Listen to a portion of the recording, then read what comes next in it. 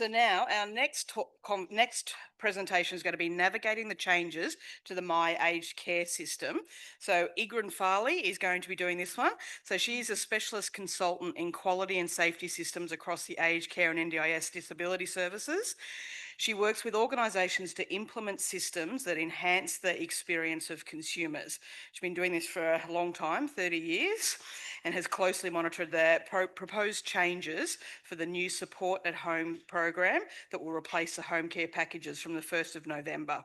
So Ingrid works with a range of organisations and directly with consumers to understand these changes and what it means to them. So welcome, Ingrid. Okay, well, thank you everyone, and welcome to this afternoon. I'm glad we had a bit of a dance to warm ourselves up. And my husband's sitting over there. He's already hit his cognitive overload, so he's probably switched off by now. So with the slide, a little bit of mindfulness. Imagine the river, the stream that we're flowing with, because this is a bit of complex information. And thank you to people who are online for staying with us for this afternoon. So this is about the aged care process and the changes in the aged care system. And it is a little bit complicated. I will do my best to keep everybody online. So today we're going to be going through what the current system is. We're going to be going through why is the change, the new Aged Care Act very, very briefly. Nobody wants to hear about legislation. And I'll concentrate on the new support at home, because I believe most of you here, if you're accessing the aged care system, you'll be looking at the support at home. So everybody knows there is 3 broad sectors for the current system. We have the Commonwealth Home Support Program.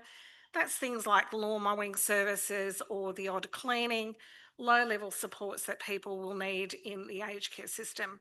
Then the middle section is home care. That's keeping you as independent as possible in the home. It's about those broader levels of daily personal tasks. Meals on Wheels can fall into this. Things like light and easy meals fall into that area. And then we go into residential aged care, which is that 24/7 care for people who no longer are able to live independently at home. So the current system is for people over the age of 65, and there are people, anybody, hands up, NDIS participants? Yes? Hands up, aged care. Okay, just the one person. So most of you are under the NDIS system, but if you happen to get to that age of 65, that's where the NDIS may be saying to you, you need to switch into the aged care system. So for those that are Aboriginal and Torres Strait Islander, the current system is that it starts at the age of 55, but the new system will start at the age of 50. And anybody who currently lives in a residential aged care home, it'll also apply from the age of 50. Now, I won't go into why the change. Everybody's aware that ABC News has a lot of stories about why there has been a change. There's been a Royal Commission.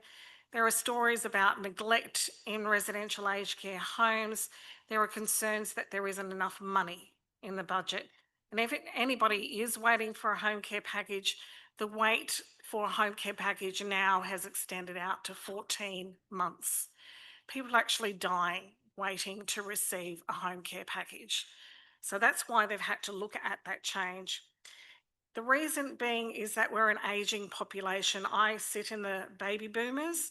So by the time we get to 2066, 23% of the population, 23%, almost a quarter of Australia's population will be over the age of 65.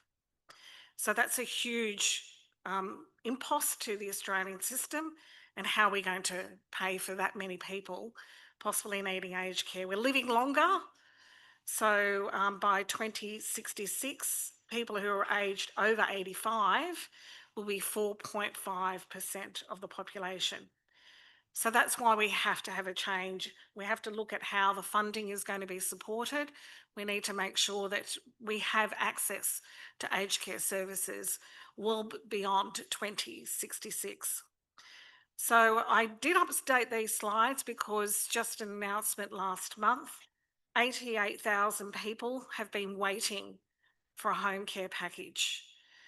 So they've been on a wait list. 88,000 people are on a wait list for a home care package. So in August, there was an announcement from the federal government, 20,000 packages will be released from the 1st of November. So that's in an attempt to reduce that wait list.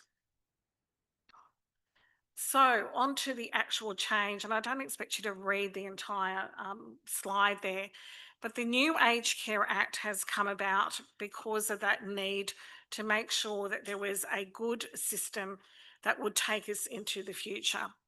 The Aged Care Act, as it currently stands, has been around since 1997, and it's not catering for you as consumers, it's mostly catering for the corporations who operate their businesses in that field.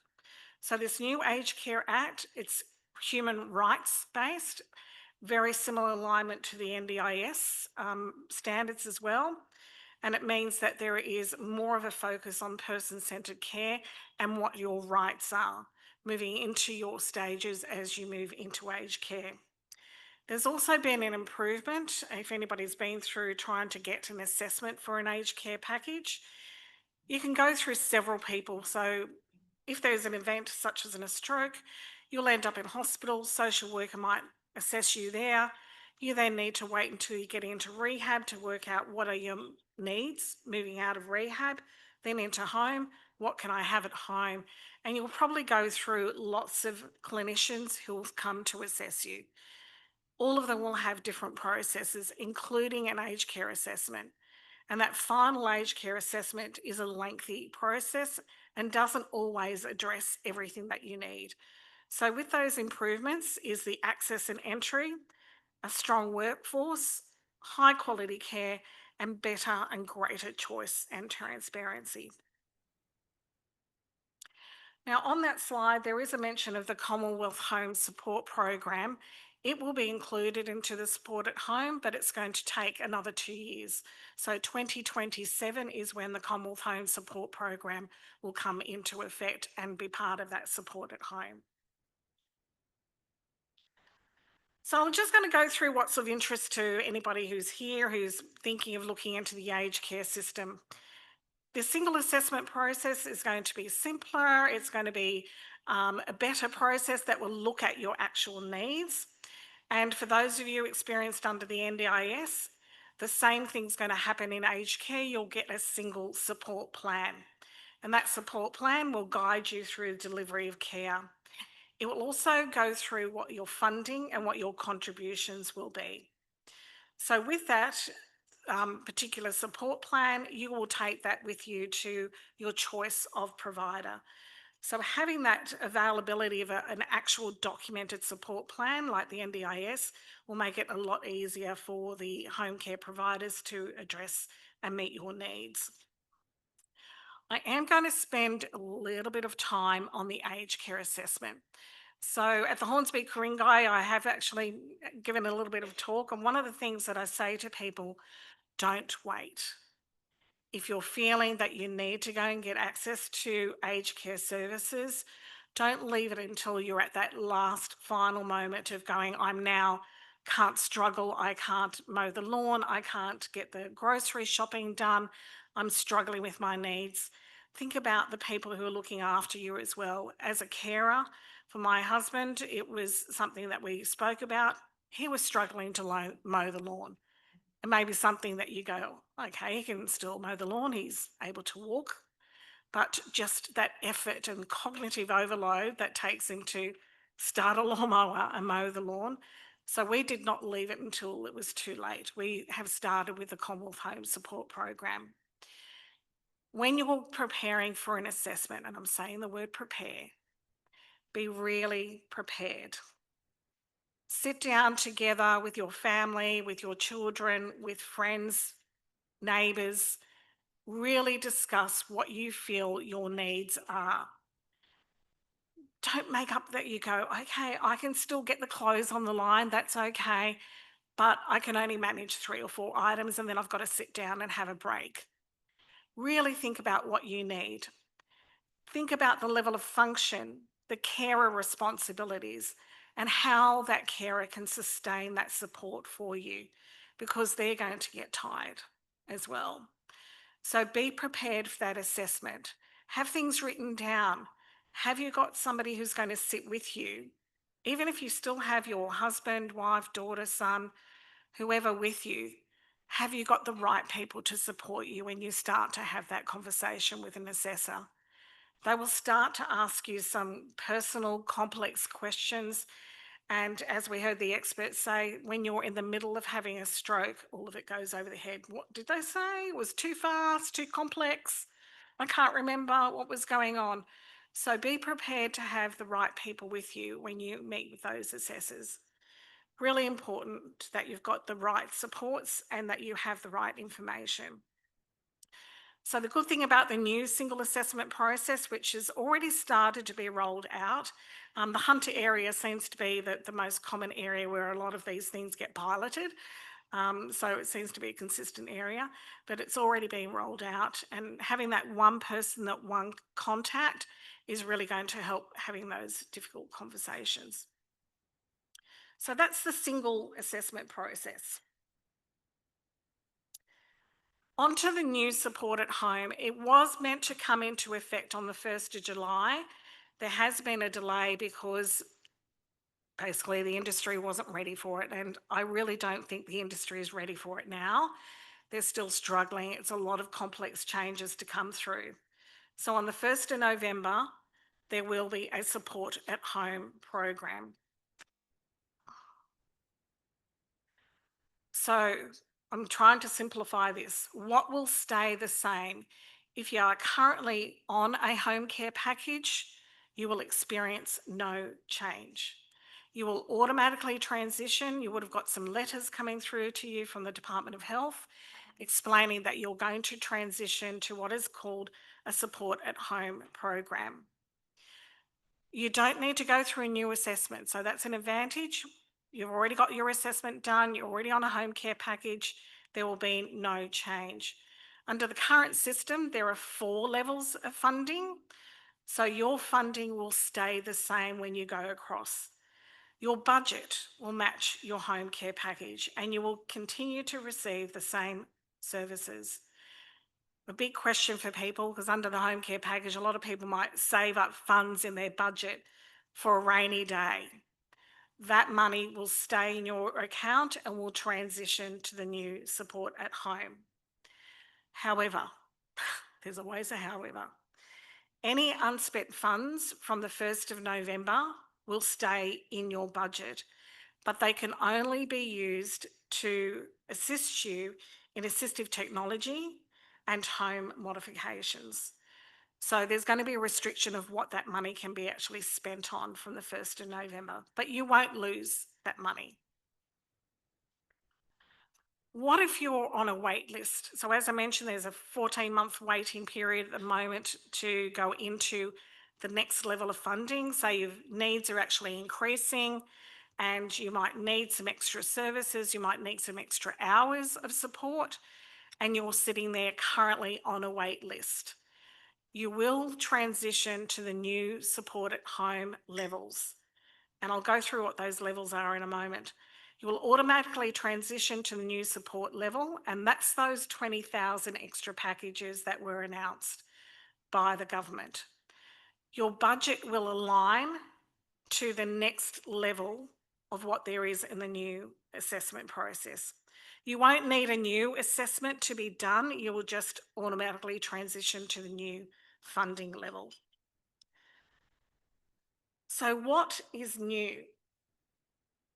So the existing system has 4 levels of packages, starting from level 1, a really basic level. You might get 1 day domestic assistance, 1 day shower, plus maybe some assistance in getting some meals, up to a level 4, which includes clinical support, registered nursing care, and the maximum number of funding that you can get at a level 4 under the current system today is around $63,000. Under the new system, there will be 8 levels of support. So going from 4 to 8 levels of support. And a really good thing, you used to have to pay for home modifications or assistive technology as part of your home care funding. So out of that $63,000, if you needed some handrails, a ramp put into your bathroom, to reduce some trip hazards, that came out of the $63,000. Under the new support at home, there is separate funding. So it's on top of the funding that you receive of the support at home for assistive technology and home modifications. And it is capped, so the maximum you can receive in an annual year is around $15,000, but it's broken down into what your needs are. So remember, I talked about the assessment process, making sure you really plan well for what your needs are during that assessment discussion can influence what you're going to get as in terms of funding at the end. Also on top of the 8 levels are 2 new short-term care pathways. Restorative care. This is really important for people who have experienced a stroke, are currently going into the new support at home program, but for some reason you become unwell and your ability and your mobility or your capacity to live on your own starts to deteriorate because of being unwell. And it could be just as simple as influenza, and you end up in hospital for 6 days with influenza and you start to decline. There is extra money now for a restorative care pathway to keep you in your home. And that is for around 12 weeks worth of additional care that you can get on top of your support at home. I think that's a really good option to have people being able to stay in that home rather than getting to the stage that they decline and the tough decision is, I can't go home. I don't have that rehab facility and I have to actually end up going into that nursing home. Even if it was for respite, you can now get that respite through that restorative care in your own home. Another really important funding is end of life care. Should you choose to stay in your home in those last final stages, now it is connected to a confirmation of requiring end of life care, that you are requiring palliative care. That funding is available again on top of your support at home package. And it's also available for a 12-week period. So that means that you're not in a situation of making those decisions of going, do I need to go into hospital when I've got to the care I need in my own home? So what are those types of support at home categories? So the good thing is no longer is it broken down into generic for home care packages. There are specific broad categories of what the support at home looks like. So clinical care is the most expensive. It has the most of funding going into that area. It includes nursing care, occupational therapy, physiotherapy, speech therapy is also included in the clinical care. Then the middle section, it's about maintaining your independence. That might be personal care, delivering showers, social support, respite, community and transport. Then the lowest level of care is everyday living, things like domestic assistance, home maintenance and repairs, or meal preparation. So they're the 3 broad categories that there are. Now I'm going on to how much money do you get? So these are only approximates. I haven't seen a release of actual what is going to be there in your budget, but these are the 8 classifications that you can receive funding. So it's going to be broken down. So there's the annual amount that you can receive. So 11,000. Now I've got a particular person I'm helping out with at the moment. He's currently on a level 2 home care package and he's asked me, so where would I actually fit? I've applied for a level 4 package and I'm still waiting. Where is my funding under the new support at home? And we actually found out that he'll be receiving the level 7. So he's currently waiting for a level 4 he will actually move into a level 7 package. So that's worked out for him and his own personal circumstances, an increase of $12,000 annually that he'll receive under the new support at home. So you can see there the restorative care pathway. Again, these are approximate. Now it says their restorative care is for 6 weeks. I'm still getting that clarified. I was told 12 weeks, not 6 weeks. But that's approximately $6,000 to $12,000 on top of the support at home. End of life care is capped at $25,500 for 12 weeks on top of the support at home. So they're the numbers that people are actually looking at. Now, some people will say, how does that compare to the NDIS? Unfortunately, I can't do that. The NDIS supports are very different in how they actually understand the funding. So it's a bit difficult to actually map like from like across the NDIS. So I mentioned the assistive technology. So that is on top of the support at home. It starts at $500,000. Medium funding is at $2,000 and capped at the rate of $15,000. And that's for things like mobility equipment, modifications in the shower. Maybe people say, well, can I buy a bed for that, a hospital bed? Depends on the bed. It depends on what you do when you first ask for that assessment. So I'm going to repeat again. Make sure you're prepared for that assessment discussion so you're actually being clear and transparent about what your needs are. So your budget is actually worked out annually and then it's broken down into quarterly funding, whereas at the moment you get monthly funding. Under the support at home, your budget's actually split through the quarters. Now, remember I said you had unspent funds? Yep. Unspent funds, that's going to be capped at $1,000 into the future. So you can't actually have that. So those last 5 minutes, this is the big change. You will have a user pays system. So clinical care, you don't have to pay anything for that. If you're looking at independence when you're on a full pension, that will be 5% going up to a self-funded retiree at 50%. For daily living, full pension 17.5% going up to self-funded retiree at 80%. But this is capped of a lifetime, that once you exceed lifetime around $31,000 of user pays, it is capped. Now, under the support at home, you are not going to be paying the basic daily fee. Your assets are tested, but you're not paying a means tested fee. So the means tested fee, you no longer have to pay for. They're incorporating that into these actual fees. If you're under a current home care package, you will not have to pay until you get reassessed. So existing home care package, your fees will not increase. So just a quick round off onto what is happening to aged care providers. How can you deliver this without increasing the market? So at the moment, only corporations can exist in the provider market. They're opening up to sole traders and they're opening it up to partnerships. So that means a physiotherapist can become a registered provider, a partnership of a physiotherapist with speech therapy and perhaps a nurse can become a partnership and they can become registered. So applying for support at home, if anybody's looking at that, and I will actually skip to the next slide. If anybody's looking to apply for support at home, that has not changed. You need to actually go through to, sorry, somebody was taking a photo there. I'll go back. There we go.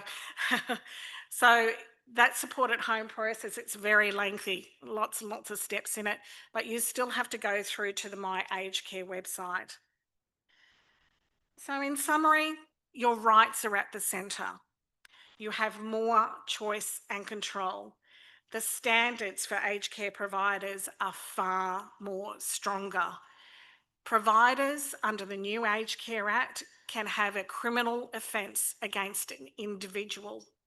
So that goes all the way down to a registered nurse. If a registered nurse does the wrong thing, they not only lose their nurse's registration, but they can be fined. the actual provider can have a criminal fine placed against them as well. So lots of stronger applications to make sure people are doing the right thing.